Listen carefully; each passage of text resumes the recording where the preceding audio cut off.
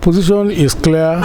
It is very important to point out that some 3 months ago, on behalf of our members that are in NIPOS, we had to go on a street show and open demonstration to the National Assembly to show our displeasure with what is going on in the system.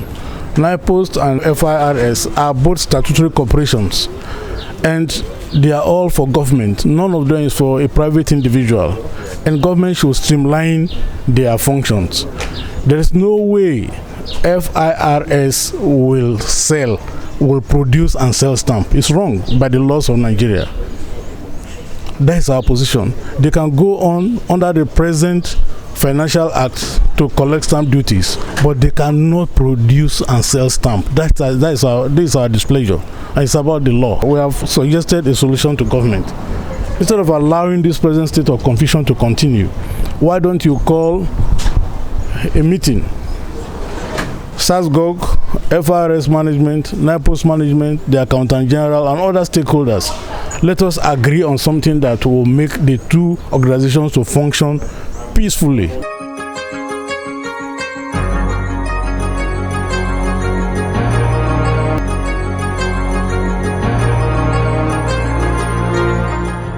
One of the major take home is to say that we want to encourage our members across Nigeria to continue to put in their best in the huge challenge of this pandemic. What's going on right now puts a lot of pressure on the Nigerian worker. When things are relatively normal, your salary is not enough. So you try to imagine what will be happening to our members in this era of pandemic. So the first take home is to encourage them to continue to put in their best with the current challenge of this pandemic. And then to also say that government, as is being contemplated, especially in the states, to reduce the salaries of our workers hiding under the pandemic, we are rejecting this absolutely. That's another take home. That let us manage what we have. Reduce the cost of governance. This is the song SSASCGOC has been singing for many years.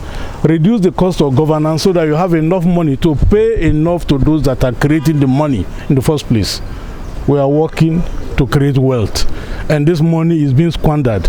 You know the many huge cases of corruption that have sprung up recently. Our second take home is what I've said, that government at whatever level, local government, state government, federal government, nobody should think of reduction of the worker's salary because of this pandemic.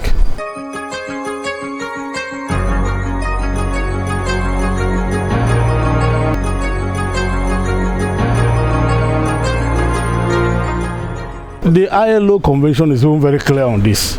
You can't take, as an employer, you can't take any decision on wages behind the worker.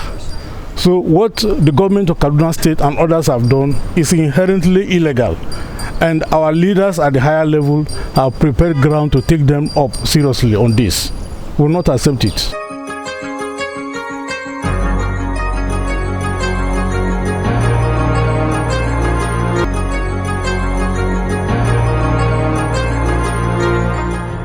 Let me say this very clearly. SSASCGOC, one of our core values is the rule of law. So far, government has not told us that new companies have been created.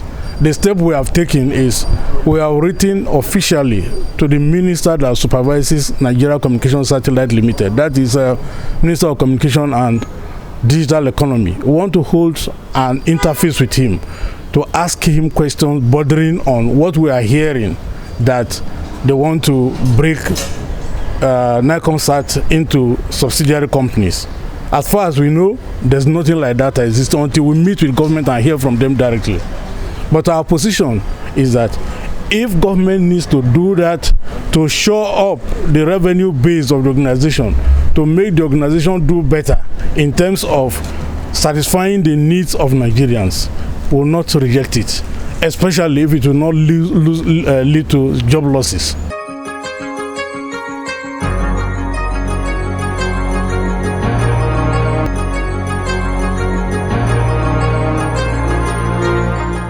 The planned merger, according to government, is intended to avoid duplication of responsibilities, and so that organizations of similar or identical functions can be merged together. That sounds brilliant, but our concern is that that report has gathered dust for so many years ago. So if at all it must be implemented, we want it to be reviewed in the light of the realities of this moment.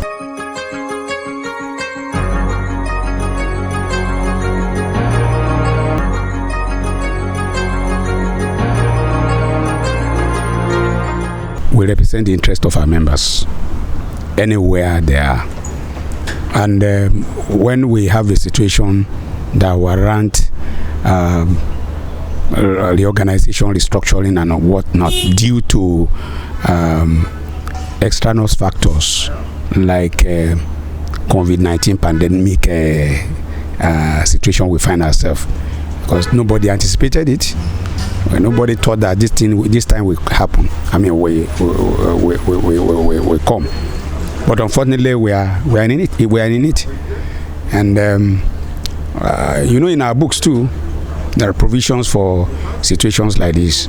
One of the things that determine manpower planning is a factor extraneous to the system. Not just government policy, but factors, natural disasters and all of that will affect productivity and even however, there is procedure in the Labor Act for this, and that procedure is to negotiate appropriate severance benefit for the workforce. That we have been doing. We are still on it, and we'll make sure that our members are not shortchanged.